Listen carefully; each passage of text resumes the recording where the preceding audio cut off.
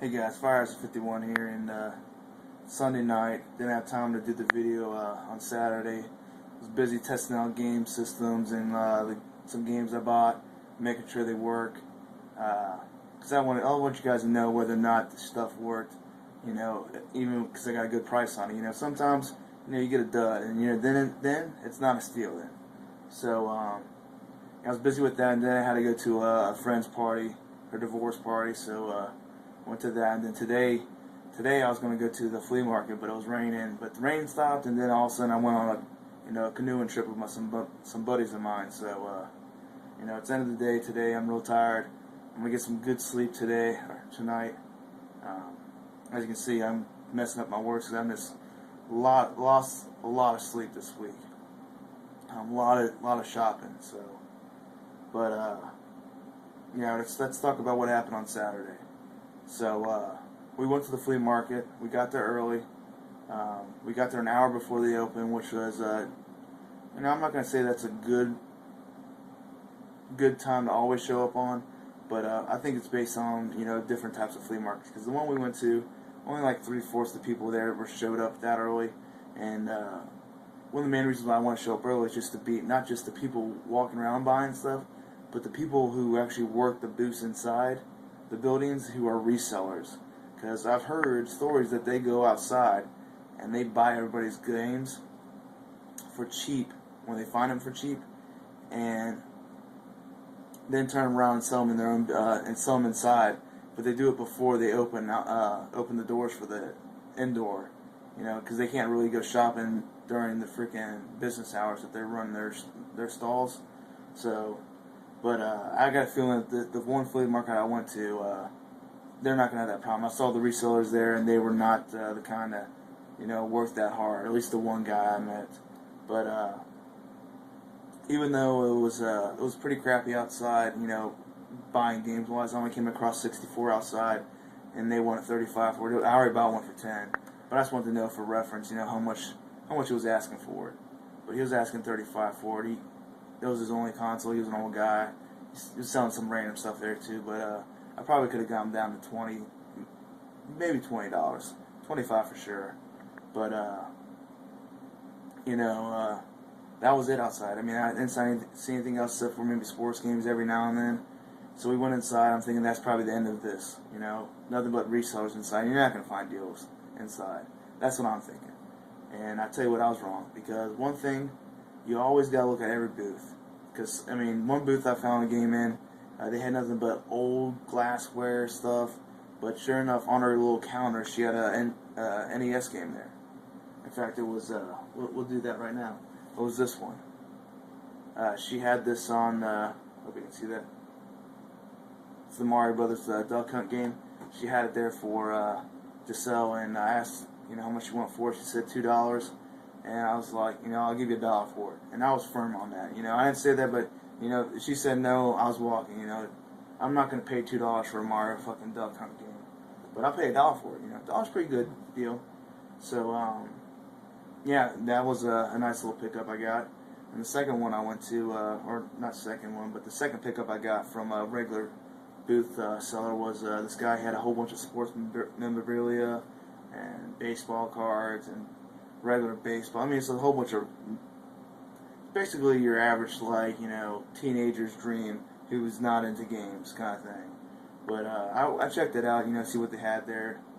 And he had a stack of maybe 6 games on the counter. You can tell he's not a reseller. And when I found the guy who runs the booth, I asked him how much he wants for it, for the games there. And he said $1 game. That's good.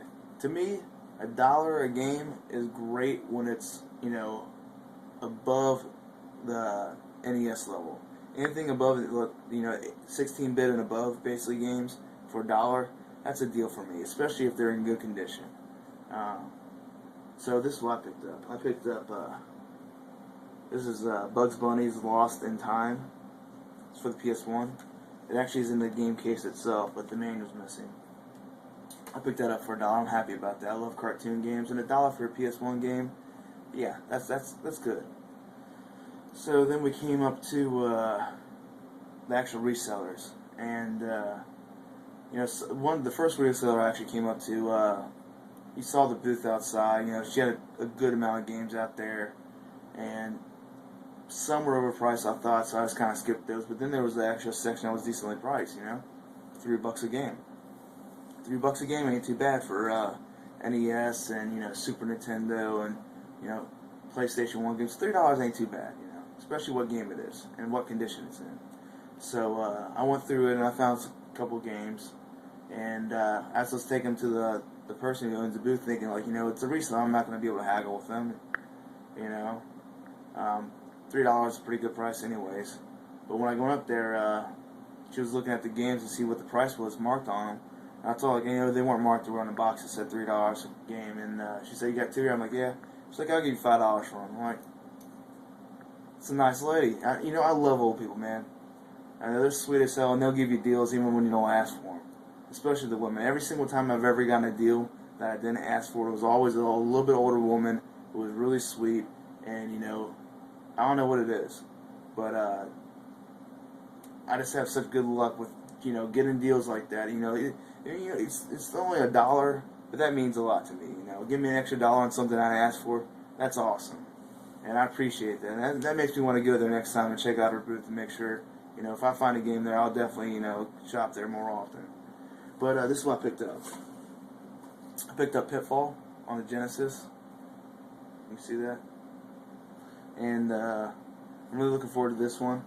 I'm hoping that we can start a little collection of Atari games that have moved on to other platforms and see how well they've converted and see if they're still as fun to play, And then we picked up this beauty right here.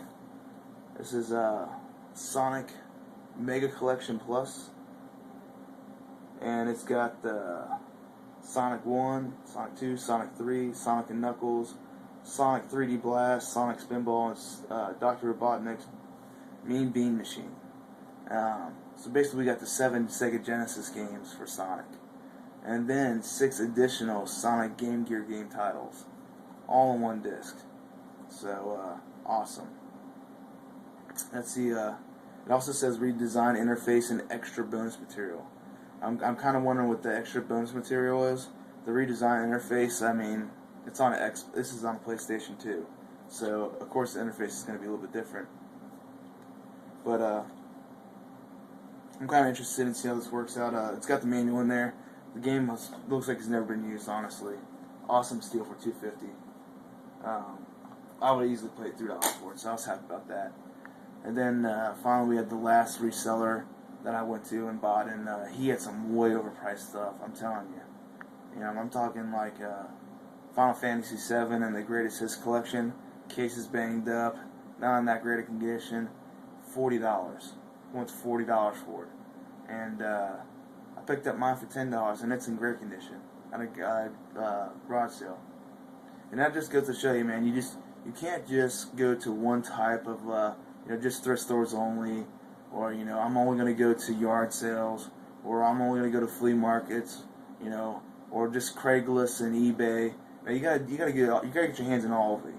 If you want the best deals, you gotta be monitoring all of that, and you gotta be checking out all those different types of ways to acquire your old systems and games. And I'm telling you that there's hits and misses at every single different type of thing.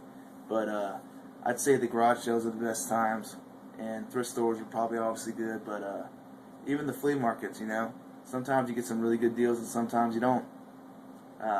Craigslist too.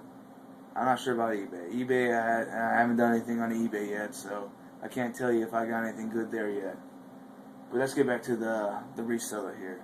And everything was overpriced at his booth.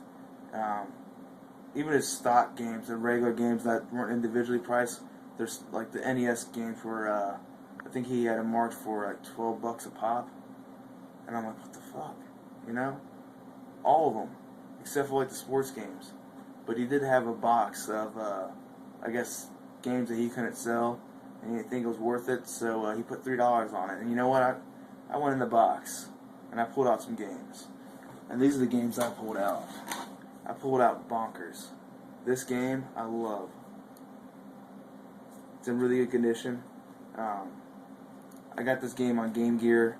I loved it. I remember laughing so hard. I played the game multiple times over. Really wanted to play it on Genesis, but I didn't have a Genesis. So I'm looking forward to playing this and seeing how the different versions were for the Game Gear and the Sega.